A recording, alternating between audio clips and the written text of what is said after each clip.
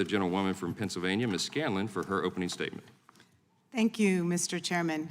Let's be clear. Congress has no business interfering in parents' freedom to make decisions about appropriate medical care for their children. The idea that politicians are more qualified to judge the medical value or necessity of gender-affirming care than every major medical organization is absurd. Holding a hearing to substitute far-right ideologies for parental judgment exposes the rank hypocrisy of the party claiming to value individual freedom and small government. And so here we are before the Subcommittee on the Constitution and Limited Government. Make no mistake, today's hearing is not about protecting children or parents' rights.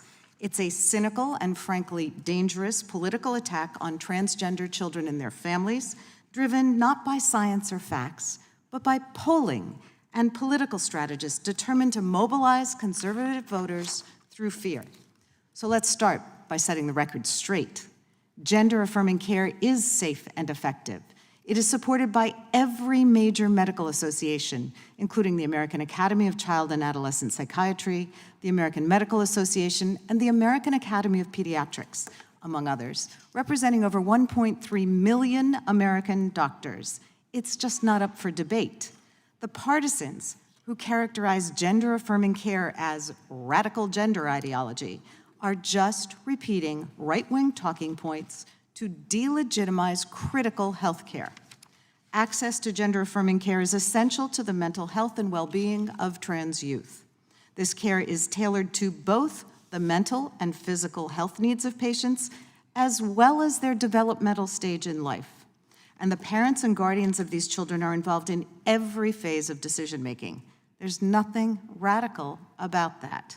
So when our Republican colleagues allege that gender-affirming care raises particular dangers or due process issues, that is fear-mongering at its worst, picking on already vulnerable kids in order to stir up chaos that they hope to ride to success at the ballot box, no matter how deceitful or dangerous those claims are.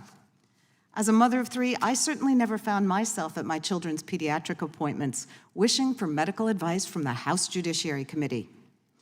As a member of Congress, I'm appalled by the weaponization of our legislative process to inject politicians into the personal medical decisions of our constituents' lives. I strongly oppose any effort to impose ultra-conservative political or religious views on the medical decisions of American families, whether on matters of reproductive health care or parental decisions to seek gender-affirming care for a transgender child.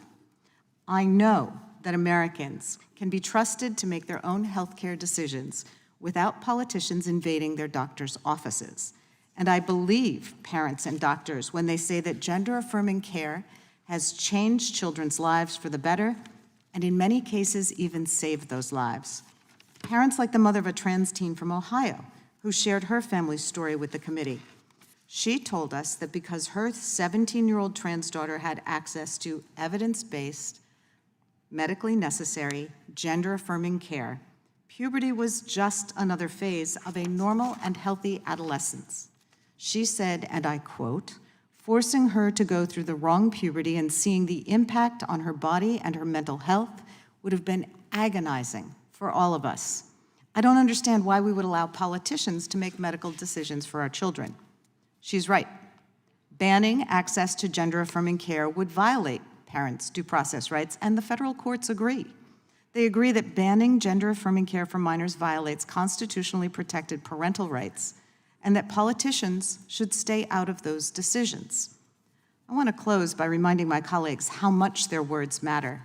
By endorsing falsehoods and bullying tactics, members of Congress are helping to promote a culture of discrimination that has increased violence against trans kids and their parents.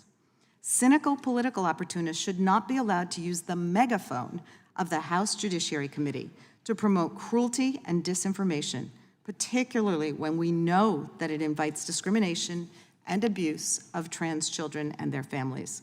I must object to this callous and reckless use of this committee's time. And with that, I yield back.